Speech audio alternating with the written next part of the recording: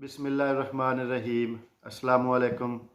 जी तो दोस्तों, मेरी आज की वीडियो का टॉपिक आज़रबाईजान में बिज़नेस के रिलेटेड है। गारमेंट्स का बिज़नेस, जो कि बहुत से दोस्त आज़रबाईजान में मुख्तलिफ़ टाइप का बिज़नेस करना चाहते हैं, मुख्तलिफ़ किस्म की इंफॉर्मेशन भी लेते हैं और सम टाइम कुछ ऐसे भी फ़नी से क्वेश्चन पूछे जाते हैं कि आज़रबाईजान में अगर हम 1 लाख से या 2 लाख से हम काम स्टार्ट करें, कोई बिज़नेस करें, तो वो बिज़नेस कैसा रहेगा। मैं काफ़ी दफ़ा आप लोगों के साथ ये इन्फॉर्मेशन शेयर कर चुका हूँ कि आप छोटे लेवल से बिज़नेस स्टार्ट कर सकते हैं। छोटे लेवल का मतलब ये नहीं होता कि आपके पास जो जो जो जो आपकी इन्वेस्टमेंट है वो ये सिर्फ़ और सिर्फ 1 लाख ही हो और आप उसके बाद फिर अपनी कंपनी भी ओपन कर सकें, यहाँ की रेजिडेंस परमिट भी ले सकें और फिर बिज़नेस भी कर सकें।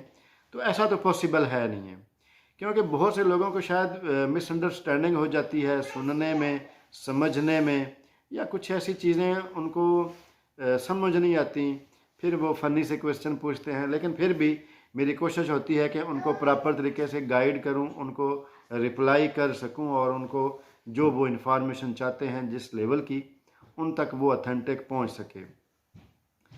तो छोटी इन्वेस्टमेंट का मेरा मतलब यही होता है कि जो लोग सपोज दैट गारमेंट्स का बिज़नेस करना चाहते हैं, मैं गारमेंट्स पे आज डिस्कस करूंगा।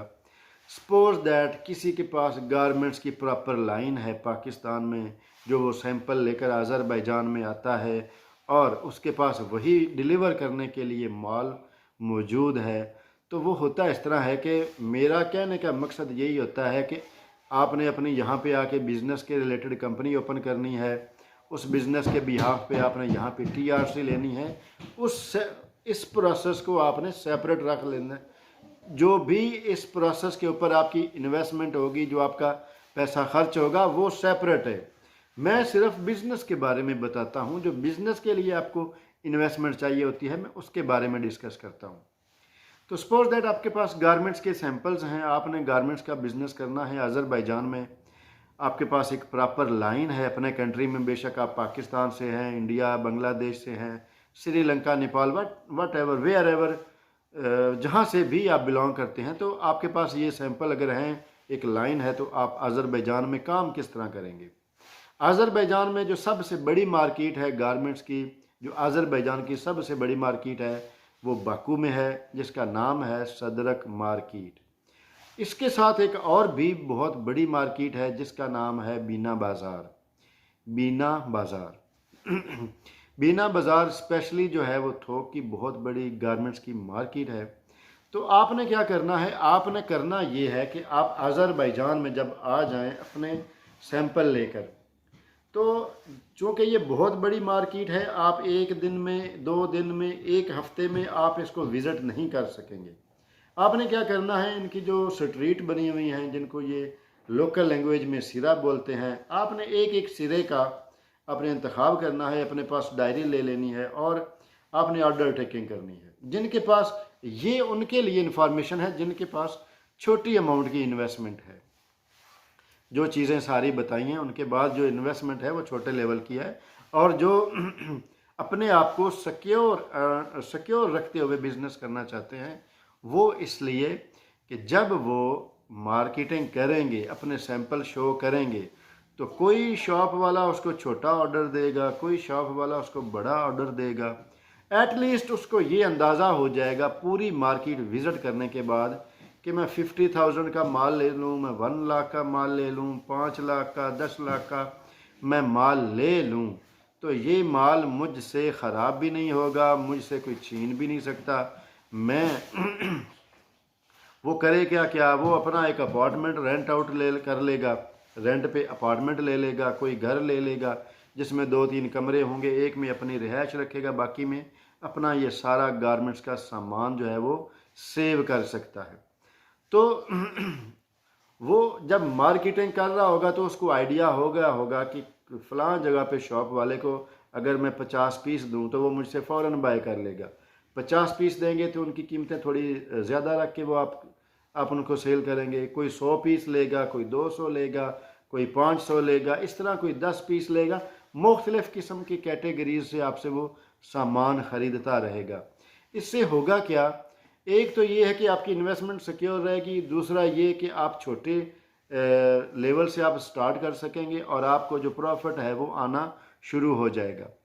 बहुत से लोग, बहुत से दोस्त मैंने देखे हैं जो पाकिस्तान से माइंड बनाकर आते हैं कि हमने गारमेंट्स का जो है वो काम करना है, इसके ऊपर हमारा एक्सपीरियंस भी है, और बाद में फिर यहाँ पे जब आने के बाद जब वो निज़ामी स्ट्रीट, तरगोवा, 28 मई सिटी सेंटर, ये इन जगहों पे रहते हैं, उनका माइंड फिर चेंज हो जाता है। वो बजाय इसके कि गारमेंट्स की तरफ आएँ, वो रेस्टोरेंट की तरफ आ जाते हैं, वो जो होटल्स की तरफ आ जाते हैं, हॉस्टल की तरफ।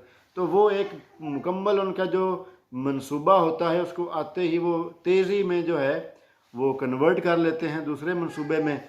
फिर उस वजह से उनको थोड़ा सा माइंडली तौर पे भी फिर वो डिस्टर्ब हो जाते हैं, क्योंकि जब भी आप कोई नया बिज़नेस स्टार्ट करते हैं तो स्टार्टिंग में आपका माइंड जो है वो एक जगह पे नहीं रहता। आप मुख्तलिफ, आपको डाउट्स होते हैं, पता नहीं बिज़नेस चलेगा नहीं चलेगा, काम कैसा रहेगा। तो ये चीज़ें काफ़ी होने के बाद जब स्टार्ट में डेफिनेटली आपको स्ट्रगलिंग करनी पड़ती है, तो फिर वो चीज़ें काफ़ी जो उसको फेस करनी पड़ती हैं, उसकी वजह से वो उकता जाता है और बाद में फिर उस बिज़नेस को वो छोड़ के किसी और तरफ चला जाता है। इस तरह वो नुकसान कर लेता है।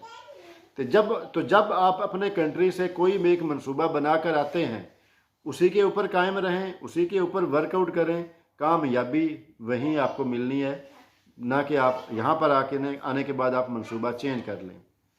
तो ये चीज़ें बहुत ज़रूरी हैं देखने के लिए, समझने के लिए। और अगर आप प्रॉपर वे से, प्रॉपर प्लानिंग से काम करेंगे तो कामयाबी इंशाल्लाह मिल जाती है। बहुत से लोग कामयाब हैं। आपने काफ़ी देखा होगा, टर्की में जो भी लोग जाते हैं वो जॉब्स वगैरह करते हैं, वहाँ पे बिज़नेस पर्सन की तादाद बहुत कम है। लेकिन आज़रबाईजान में जॉब तो खैर वैसे ही नहीं है, और यहाँ पे जॉब की बजाय बिज़नेस वाले बहुत ज़्यादा हैं। हर गली मोहल्ले में आपको कोई ना कोई पाकिस्तानी इंडियन काम करता नज़र आ जाएगा। कोई ना कोई वो बिज़नेस ओपन किया होगा और अच्छे तरीके से रनिंग में है वो। तो सारी बात सिर्फ प्लानिंग की है। जो लोग अच्छे तरीके से वेल प्लान अपना जो मंसूबा है उसको अच्छे तरीके से प्लान करके आते हैं वो कामयाब होते हैं। और जो ज़हनी तौर पे कश्मकश का शिकार रहते हैं, ये करेंगे क्या होगा, ये करेंगे क्या होगा, तो वो उनको फिर काफ़ी प्रॉब्लम्स, उनको नुकसान फेस करने पड़ते हैं। तो इन चीज़ों को ध्यान में रखें। इंशाल्लाह जो भी अच्छे तरीके से काम करता है वो कामयाब ज़रूर होता है। तो ठीक है दोस्तों, इंशाल्लाह मिलते हैं नई इन्फॉर्मेटिव वीडियो के साथ। तब तक के लिए